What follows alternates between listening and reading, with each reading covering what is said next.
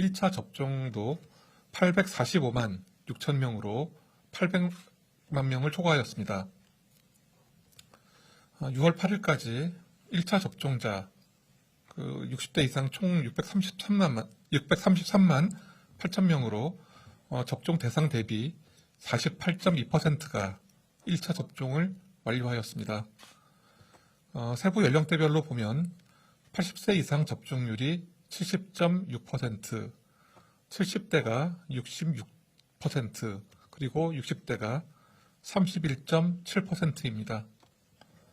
앞으로 사전 예약과 접종에 동의하신 60세 이상 어르신분들께서 적극적으로 접종에 참여해 주신다면 60세 이상의 접종률은 80%를 넘을 것으로 그렇게 기대하고 있습니다. 어제 발표된 얀센, 화이자, 모더나 백신의 그런 예방접종까지 고려한다면 아마도 6월 말 상반기 접종 목표 1,300만 명, 전 국민 25% 이상 접종은 조기에 달성될 것이며 중증 환자와 사망자 최소화에도 기여할 것으로 좀 그렇게 기대하고 있습니다. 예방접종 참여하시는 분들에 대한 인센티브의 일환으로 접종자분들에 대해서 배지와 스티커 등을 제공할 예정입니다. 접종자 배지는 접종자 격려와 예우의 목적이며 증빙 목적으로는 사용할 수가 없습니다. 6월 7일 정부 부처와 각 지방자치단체에 디자인안을 배포하였으며 기관별로 제작 준비 기간을 거쳐서 접종센터나 주민센터 등을 통해서 배포될 예정입니다.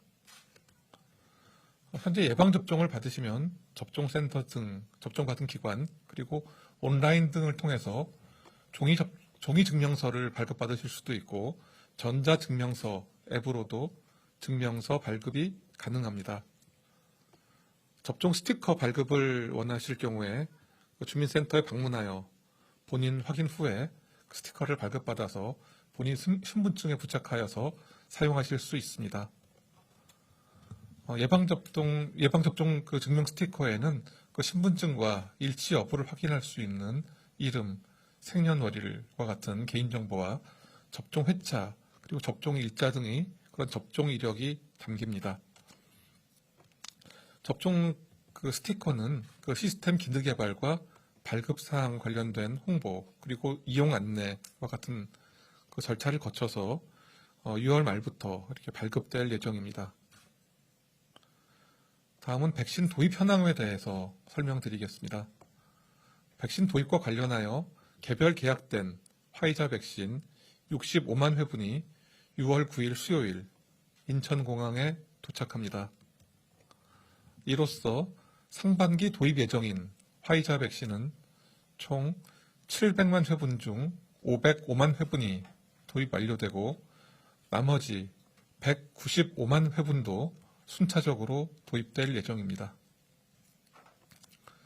다음으로 현재까지 신고된 이상 반응 의심 사례에 대해서 주간 분석 결과를 설명해 드리겠습니다. 전체 예방접종 대비 이상 반응 의심 사례 신고율은 0.35%입니다. 신고 사례 중 대부분이라고 할 수 있는 94.8%는 근육통, 두통과 같은 일반적인 이상 반응 사례이고 나머지 5.2%는 사망 또는 아나필락시스와 같은 중대한 이상 반응 신고 사례입니다.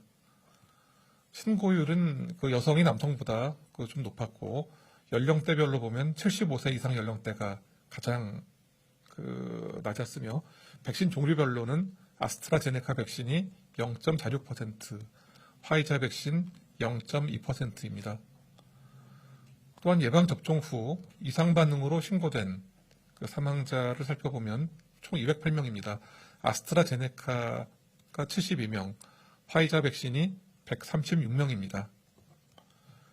화이자 백신 접종자에서 이상 반응 사망 신고가 많은 것은 접종 대상자가 75세 이상 어르신과 노인시설 입소자분과 같이 고령층인 것으로 그렇게 분석되고 있습니다. 예방접종 후 이상 반응 신고율은 접종 초기에 비해서 점차 좀 낮아지고 있는 그런 추세입니다. 백신 접종 차수별 이상 반응 신고율은 화이자 백신은 1차보다 2차 접종 후에 좀 신고율이 높았고, 아스트라제네카 백신은 1차보다 2차 접종 후 신고율이 좀 낮았으며, 두 백신 모두 연령이 낮을수록 2차 접종 후 신고율이 높은 그런 양상을 보이고 있습니다. 예방접종을 받으신 국민들께서도 혹시 발생할 수 있는 이상 반응 등에 대비해서 예방접종 후에 15분에서 30분간은 접종기관에 머무시면서 이상 반응 발생 여부를 관찰하시고, 또 귀가 후에도 적어도 3시간 정도는 주의 깊게 관찰하여 주시기 바랍니다. 또한 접종 부위는 항상 청결히 유지하고, 동시에 접종 후에 최소한 3일간은 특별히 더 관심을 가지시고 관찰하셔야 됩니다. 고열이 있거나 평소와 좀 다른 신체 증상이 나타나면 바로 의사 선생님 진료를 받으시기 바랍니다. 코로나19 예방접종 후에 이상 반응으로 접종 부위 통증이나 좀 부기, 발적 등 국소 반응이나 발열, 피로감, 두통, 근육통, 메스꺼움, 구토와 같은 전신 증상이 발생할 수 있습니다. 그렇지만 대부분 2, 3일 내에 증상이 사라집니다. 접종 부위에 발생하는 통증이나 부기는 좀 차가운 수건을 접종 부위에 좀 대거나 발열, 두통, 근육통 등이 발생하실 경우에는 진통제를 복용하시는 것이 도움이 되실 수 있습니다. 일반적으로 나타나는 이상 반응 증상이 일상생활을 방해하는 정도로 심해지거나 두드러기, 발진과 같은 좀 알레르기 반응이 심하게 나타날 경우에 의료기관을 방문하셔서 진료를 받으셔야 합니다. 만약 중증 알레르기 반응이 나타나면 즉시 119에 연락하거나 또한 가까운 응급실로 가셔야 합니다. 한편 접종 후에 혈소판 감소성 혈전증 의심 증상이 나타나는 경우는 즉시 의료기관의 진료를 받으시고, 해당 환자를 진료한 의료기관은 신속히 이상 반응을 신고해 주시기 바랍니다. 혈소판 감소성 혈전증 의심 증상은 접종 후에 4일 이내에 호흡곤란, 흉통, 그리고 지속적인 복부 통증, 다리 부기 이런 증상이 나타날 수 있습니다. 또 접종 후 통증이 심하거나 2일 이상 지속되는 두통, 진통제로 조절되지 않는 그런 통증이나 접종 부위 외에 멍이나 출혈이 생기는 경우 등이 발생하실 수 있습니다. 현재까지 2차례 코로나19 예방접종 피해보상 전문위원회에서 예방접종 이상 반응으로 치료를 받은 170건에 대해서 피해보상을 결정한 바 있습니다.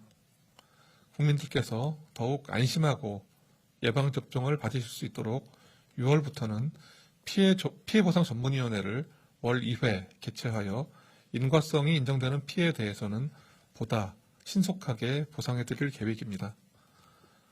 또한 인과성에 대한 근거가 불충분한 중증 환자에 대해서 의료비 지원, 긴급복지 지원과 재난적 의료비 지원 등 기타 복지 사업과 연계를 통해서 보다 촘촘하게 지원해 나가도록 하겠습니다. 다음으로 피해조사반 사례 판정 결과에 대해서 말씀드리겠습니다. 현재까지 15번에 걸쳐서 예방접종 피해조사반 회의가 진행되었습니다. 현재까지 사망, 그리고 중증 사례 370건과 아나필락시스 의심 사례로 신고된 189건에 대해서 심의하였습니다. 사망 의심 사례는 인과성 인정이 없었으며, 중증 의심 사례는 3건에 대해서 백신 접종 간 인과성을 인정하였으며, 아나필락시스 의심 사례 중 53건에 대해 백신 접종 간 인과성을 인정하였습니다. 이번 15차 피해조사반 회의에서는 사망 33건, 중증 사례 29건 등 신규 사례 62건에 대해서 심의하였습니다. 신규 사망 사례 33건의 평균 연령은 79.4세였고 모두 기저질환을 가지고 있으셨으며, 접종받은 백신은 화이자 백신이 29명, 아스트라제네카 백신이 4명이었습니다. 종합적으로 검토한 결과 사망 사례 31건은 예방접종과 사망과의 인과성을 인정하기 어려운 그런 경우로 그렇게 평가하였으며, 특히 그 추정 사인의 대부분을 차지한 그 심근경색, 뇌졸중, 대동맥류 파열, 심부전 이런 사례들은 그 백신 접종보다는 위험 요인이 되는 고혈압, 고지혈증 또는 과거력 등 기저질환이 그 고령 등에 의해 유발되었을 가능성이 높아 인과성이 인정되지 않았습니다. 한편 보류된 두 건은 최종 부검을 통해 추정 사인을 확인한 후에 재논의하기로 결정하였습니다. 신규 중증 사례 29건에 평균 연령은 78.3세였고 이 중 26명에서 기저질환이 있었고 접종 후 증상 발생까지 평균 소요기간은 4.5일이었습니다. 접종받으신 백신은 화이자 백신 24명, 아스트라제네카 백신 5명이었습니다. 중증 사례 29건의 추정 진단명에 대해 그 기저질환의 영향과 백신 접종의 영향을 종합적으로 검토한 결과 28건은 코로나19 백신 접종과 해당 질환 간의 인과성을 인정하기 어려운 것으로 그렇게 평가하였고, 사례 1건은 백신 접종 후 극심한 두통 그리고 경련으로 입원 치료를 받으신 경우입니다. 뇌정맥동 혈전증을 동반한 그 효소판 감소증 혈전증을 확인하여 백신과의 인과성을 인정하였습니다. 또한 근본 회의에서는 신규 아나필락시스 의심 사례 13건 중 9건에 대해 인과성을 인정하였습니다. 다음으로는 그 일반 음식점 그리고 주점 등의 집단 감염 관련 사례에 대해서 설명드리도록 하겠습니다. 올해 1월부터 발생한 일반 음식점 관련 집단 감염 사례는 59건으로 총 922명의 환자가 발생하였으며 4월 이후에 증가 추세를 보이고 있습니다. 경기도 하남시 음식점 관련 분석 결과를 말씀드리겠습니다. 처음에 그 시설 이용자가 최초 확진된 이후에 해당 음식점 이용자 18명과 종사자 2명 등 총 20명의 감염이 확인되었습니다. 이와 관련하여 질병관리청은 한국건설기술연구원과 위험요인 평가를 위한 실험을 진행하였습니다. 해당 시설에 대해서 공기 확산 시뮬레이션을 실시한 결과 불충분한 환기에 의해서 감염이 좀 확산되었을 것으로 평가되었습니다.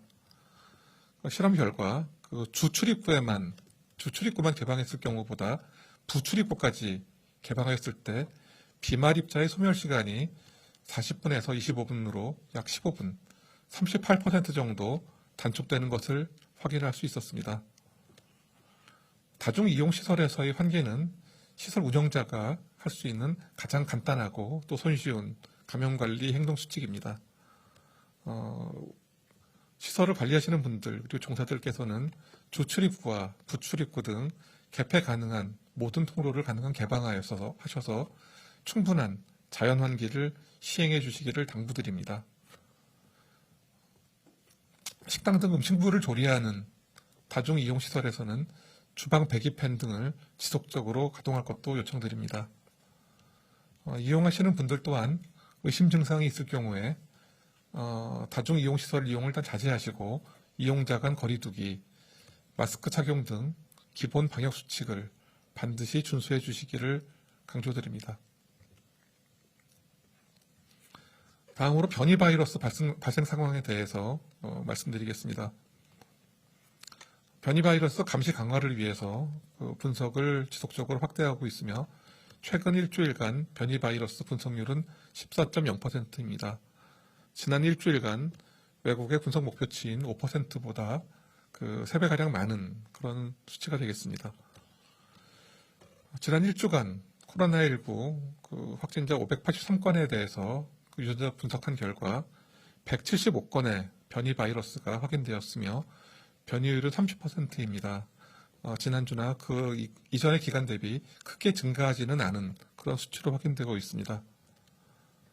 2020년 10월 이후 현재까지 모두 1,535건을 검사하였고 확인된 변이 바이러스는 총 1,738건입니다. 이번에 추가로 확인된 그 175명 중에서 바이러스 유형을 살펴보면 알파형인 영국형 변이가 154명, 베타형인 남아공형 변이가 4명, 델타형인 인도 변이가 17명입니다. 이 중 15명은 해외 유입 사례, 160명은 국내 감염 사례였으며 국내 감염자들의 신고 지역은 경기도가 35건, 경남이 20건, 충북이 16건 등이었습니다. 변이 바이러스의 주요 집단 사례는 총 14건이 신규 확인되었고 모두 알파형인 영국 변이 관련 사례였습니다. 관련된 확진자 수는 총 186명으로 집단 사례 1건당 발생 규모는 13.3명입니다. 지난 5월 4일부터 총 16번에 걸쳐서 인도 제외 국민 2,717분께서 입국하셨으며 현재까지 입국과 격리 단계에서 71명이 확진되셨습니다. 그리고 그 17명 모두에게서 델타형 인도 바이러스가 발견되었습니다. 그 해외 주요국들의 발생 상황을 보면은 그 예방접종을 빠르게 먼저 시작한 국가들을 중심으로는 진정세를 보이고 있습니다. 우리나라도 빠르고 착실하게 예방접종을 진행하고 있습니다. 방역당국은 백신 접종과 더불어 당분간은 그 높은 주의를 유지해 주실 것을 간곡하게 당부드립니다. 그 이유는 백신 접종 후에도 항체 형성 등을 통해서 개인별로 방어 효과가 나타나려면 일정한 시간이 필요하기 때문입니다. 또한 면역이 형성된 사람들이 좀 많아짐으로써 발휘될 수 있는 사회적 방어 효과 형성에도 조금 더 시간이 필요하기 때문입니다. 거듭 강조하여 말씀드리겠습니다. 그 예방접종과 방역수칙 준수는 함께 할 때 그 효과가 보다 극대화될 수 있고 또 보다 빠르게 유행을 감소시켜서 우리 사회가 좀 더 안전하게 유지될 수 있도록 도와줄 수 있습니다. 마스크 착용과 충분한 환기 그리고 의심 증상 발생 시 즉시 검사받기를 생활화해 주시기를 거듭 당부드립니다. 방역당국 또한 안전한 예방접종을 추진하고 빈틈없이 방역 상황에 대응할 수 있도록 총력을 다하겠습니다.